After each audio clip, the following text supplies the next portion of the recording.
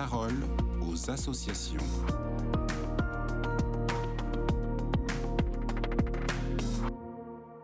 Bonjour à tous, aujourd'hui avec la Société de Saint-Vincent-de-Paul, on revient sur la mobilisation pour les réfugiés ukrainiens.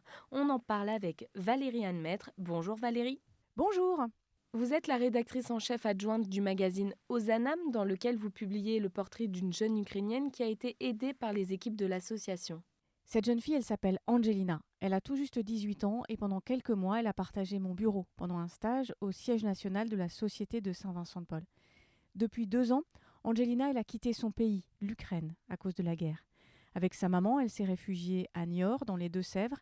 Et comme elle, plusieurs familles ukrainiennes se sont retrouvées obligées de tout quitter du jour au lendemain, avec à peine une valise et de quoi réinventer une vie ailleurs, dans un autre pays. Dans ce cas-là, on est heureux de trouver sur son chemin des gens solidaires, et c'est ce qui est arrivé à Angelina et sa maman. Elles ont un jour poussé la porte du local de la Société de Saint-Vincent-de-Paul à Niort, et là, elles ont rencontré une équipe prête à les aider. Comment s'est matérialisée cette aide ? Alors d'abord par un accueil chaleureux, et c'est important l'accueil quand on arrive comme elle de loin avec rien. Et puis par de l'aide pratique. À Niort, l'équipe a coordonné l'assistance matérielle en lien avec d'autres associations de la ville. Il y a eu des collectes alimentaires, de l'aide pour trouver un logement, des vêtements. Mais en réalité, ce qui s'est passé à Niort, ça s'est passé un peu partout en France. Parce que dès le début du conflit, les bénévoles de la Société de Saint-Vincent-de-Paul ont été très sensibles à la situation des Ukrainiens. D'abord, certaines équipes ont envoyé des dons via le Fonds de solidarité internationale, mais ils ont surtout cherché à agir près de chez eux pour aider ces réfugiés qui arrivaient. On a vu des équipes s'organiser rapidement face à des situations d'urgence.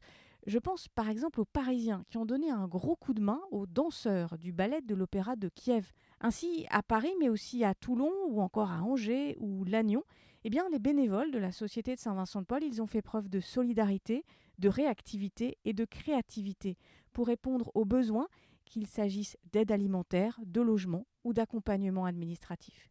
Et puis, les mois passant, cette solidarité, elle ne faiblit pas. Dans notre réseau social interne, on voit régulièrement les appels de bénévoles pour aider une famille ukrainienne qui change de département, qui déménage, ou pour apporter un soutien à une personne en particulier. À la Société de Saint-Vincent-de-Paul, on agit toujours sur le long terme. Et Angelina, est-ce qu'elle continue d'être aidée aujourd'hui ? Oui. Angelina, en fait, elle est devenue bénévole à la Société de Saint-Vincent-de-Paul. Elle a passé son bac l'an dernier, c'est 2 bacs en fait, l'ukrainien et le français.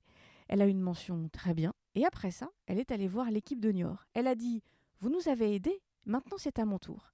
Alors elle a donné un coup de main au vestiaire par exemple, et puis Angelina, elle raconte tout ce qu'elle fait à son papa. Son papa, il est resté à Kiev.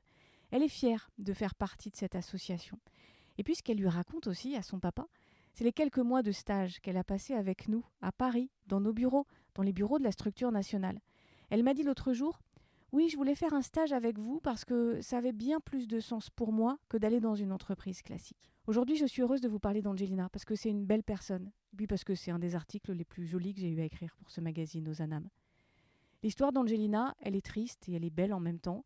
On parle de la guerre, on parle de changer de pays, on parle de déracinement, mais on parle aussi de solidarité, d'entraide au-delà des frontières, et puis on parle d'espoir aussi. Merci beaucoup Valérie Anne. Le portrait d'Angelina est à lire dans le magazine des bénévoles de la Société de Saint-Vincent-de-Paul.